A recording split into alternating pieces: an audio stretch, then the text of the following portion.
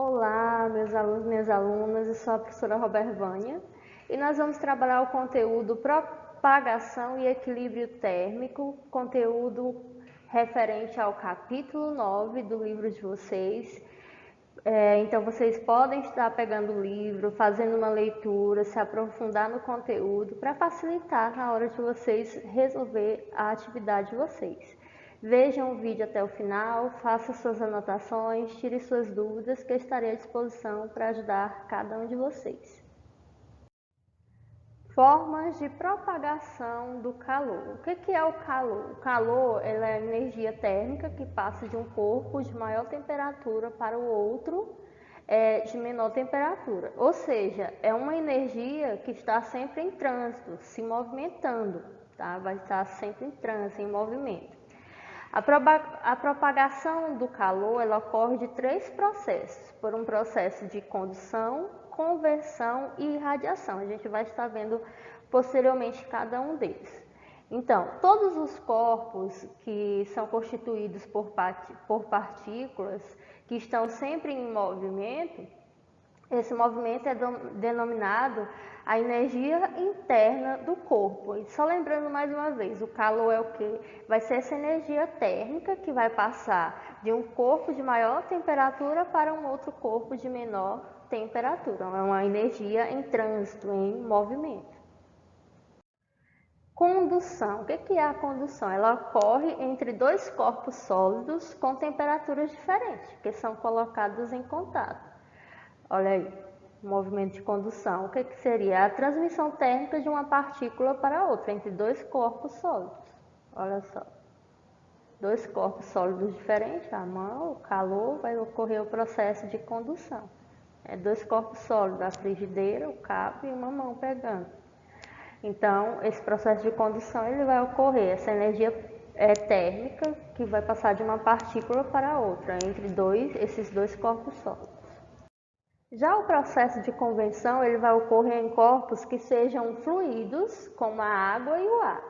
Nesse caso, a movimentação de matéria e de fluidos com temperatura diferente. Então, ó, matérias diferentes e misturas diferentes, temperaturas e fluidos diferentes. Ó, temos a fogueira e as mãos.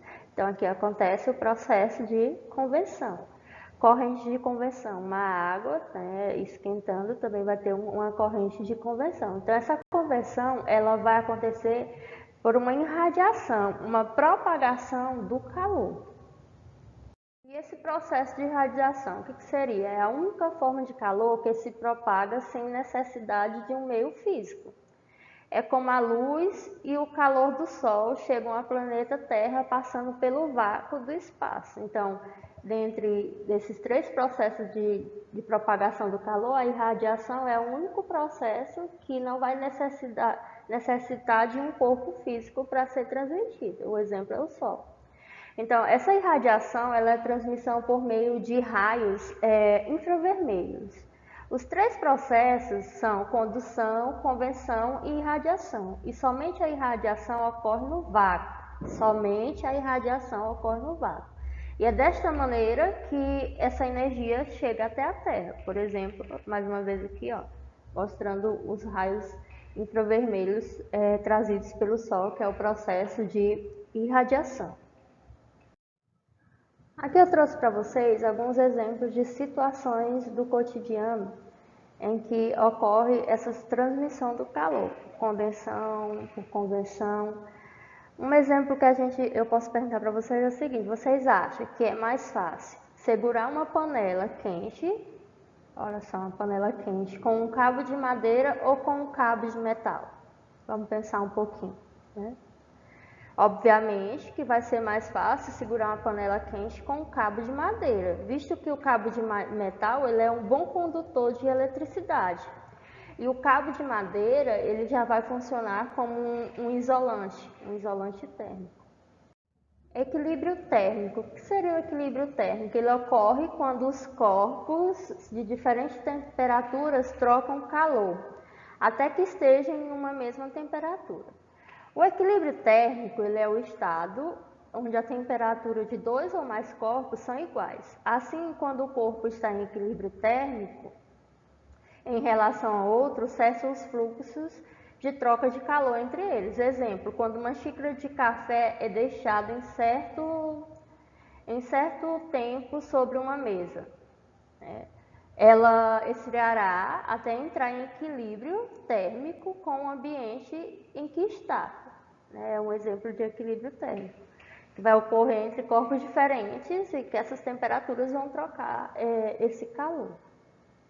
Isolantes térmicos são materiais que permitem pouca troca de calor, que era o que eu já tinha citado para vocês. Esses isolantes térmicos são materiais nos quais ocorre pouca ou nenhuma transmissão de calor, que foi o exemplo da panela, né, do cabo de metal e o cabo de madeira. Então, o cabo de madeira ele vai servir como um isolante térmico, o isopor também vai servir como um isolante térmico.